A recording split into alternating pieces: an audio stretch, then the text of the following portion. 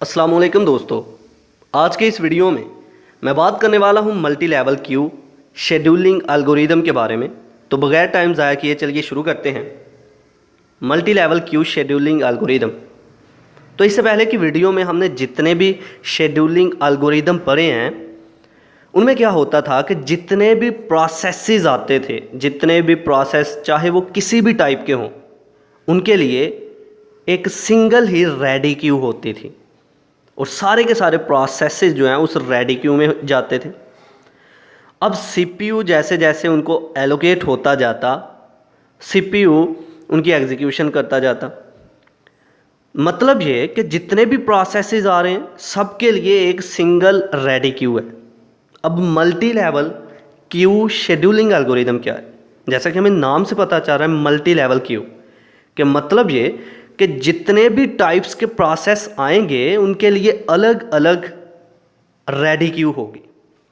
अगर system processes हैं तो उनके लिए अलग रेडी क्यू है, अगर इंटरेक्टिव प्रोसेसेस हैं उनके लिए अलग रेडी क्यू है, अगर बैच प्रोसेसेस हैं उनके लिए अलग जो रेडी क्यू होगी। हाँ, हम ये कह सकते हैं कि हर एक को जब एग्जीक्यूट करना होगा सीपीयू ने, हर एक को जब सीपीयू एलोकेट किया जाएगा तो उस वक्त राउंड रॉबिन शेड्यूलिंग एल्गोरिदम भी यूज़ हो सकता है। First come first serve scheduling algorithm भी यूज़ हो सकता है। Shortest job first scheduling algorithm भी यूज़ हो सकता है। मतलब ये कि multi level queue scheduling algorithm का कॉन्सेप्ट ये है कि अगर बहुत सारे प्रोसेसेस आ गए हैं तो उन प्रोसेसेस के डिफरेंट टाइप्स हैं, तो हर एक के लिए, हर टाइप के लिए अलग अलग रेडी क्यू बनाई गई ताकि हर एक टाइप का जो प्रोसेस है अपनी रेडी क्यू में जाए। फॉर एग्जांपल, एक कॉलेज है तो कॉलेज के अंदर कंप्यूटर साइंस पढ़ाई जा रही है, बायोलॉजी पढ़ाई जा रही है, इसी तरह फिज़िक्स पढ़ाई जा रही है, केमिस्ट्री पढ़ाई जा रही है। कंप्यूटर, फिज़िक्स, केमिस्ट्री और बायो, जब इनके स्टूडेंट्स आएंगे तो क्या वो एक ही डिपार्टमेंट के अंदर जाके बैठ जाएंगे? नहीं, हर एक, अगर केमिस्ट्री का स्टूडेंट होगा तो वो केमिस्ट्री डिपार्टमेंट में जाएगा, फिज़िक्स का स्टूडेंट होगा वो फिज़िक्स डिपार्टमेंट में जाएगा, इसी तरह कंप्यूटर साइंस का स्टूडेंट होगा तो वो उधर जाएगा, बायोलॉजी का स्टूडेंट होगा तो वो उधर जाएगा। अब जो टीचर्स होंगे, मान लो कि वो सीपीयू हैं, तो टीचर जो हैं क्या करेंगे? उनको टीच करने के लिए अगर कोई कंप्यूटर साइंस का है तो उसने कंप्यूटर साइंस के स्टूडेंट्स को ही जो है अपना लेक्चर डिलीवर करना। तो क्या हुआ multi level queue scheduling algorithm में? अगर प्रोसेसेस डिफरेंट टाइप के आ रहे हैं, डिफरेंट टाइप के, तो उनके लिए डिफरेंट रेडी क्यूज हैं। जिस टाइप का वो प्रोसेस होगा उसी टाइप की रेडी क्यू होगी और उसी रेडी क्यू के अंदर वो जाके स्टोर होगा। सीपीयू उसे एलोकेट किया जाएगा और सीपीयू उसकी एग्जीक्यूशन करेगा।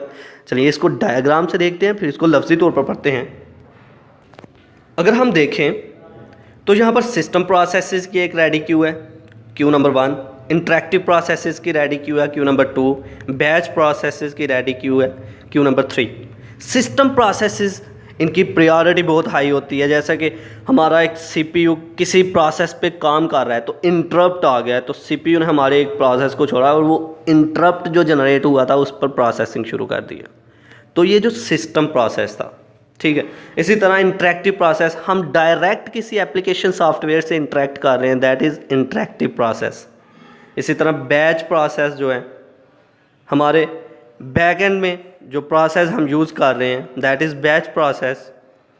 तो हर एक के लिए एक अलग से रेडी क्यू जनरेट कर दी। हर प्रोसेस के लिए, हर एक प्रोसेस के लिए एक अलग से रेडी क्यू जनरेट हो रही है, that is called multi level Q. अगर सिस्टम प्रोसेस है तो वो सिस्टम प्रोसेस की क्यू में ही जाएंगे, इंटरेक्टिव प्रोसेस है तो इंटरेक्टिव प्रोसेस की क्यू में ही जाएंगे, इसी तरह बैच प्रोसेस है तो बैच प्रोसेस की क्यू में ही जाएंगे वो, ठीक है। तो अब अगर सिस्टम प्रोसेस हैं तो वो हो सकता है वो राउंड रॉबिन शेड्यूलिंग एल्गोरिदम का यूज़ करते हुए सीपीयू की तरफ जा रहे हैं, या फिर first come first serve algorithm का यूज़ करते हुए जा रहे हैं, या फिर shortest job first scheduling algorithm का यूज़ करते हुए सीपीयू की तरफ जा रहे हैं और सीपीयू इनको एग्जीक्यूट कर रहा है। लेकिन multi level queue scheduling algorithm का कॉन्सेप्ट ये है कि हर एक आने वाला प्रोसेस जिसकी एक अलग से टाइप है उसके लिए अलग से रेडी क्यू है और वो उसी रेडी क्यू में जाके स्टोर हो रहा है। तो चलिए अब इसको लफ्जी तौर पर पढ़ते हैं। Multi level queue scheduling algorithm. Point number 1, the previous scheduling algorithms have treated different kind of process in the same fashion.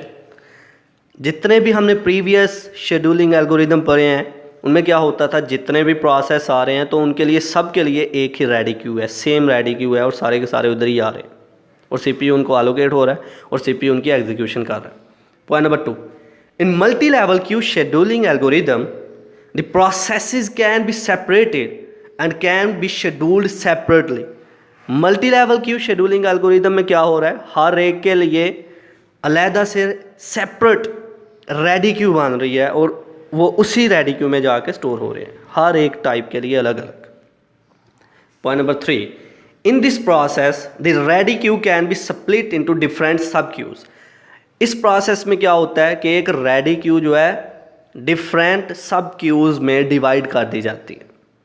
Point number 4, one सब Q can be use for each type of process. One सब Q जो है जिसके लिए उसे बनाया जाएगा उसके लिए ही यूज़ होगी। फ़र्ज़ करो एक सिस्टम प्रोसेसेस की रेडी क्यू बनाई है तो वो सिस्टम प्रोसेस ही उधर जाके स्टोर होंगे। इसी तरह इंटरेक्टिव प्रोसेसेस के लिए अलग और बैच प्रोसेसेस के लिए अलग से। तो ये था आज का हमारा लेक्चर जिसमें हमने बात की multi level queue scheduling algorithm के बारे में। आई होप कि आपको मेरी ये वीडियो पसंद आई होगी। Like this video, share this video and comment below this video if you have any question. Thanks for watching. Subscribe Focus Group. अल्लाह हाफिज़।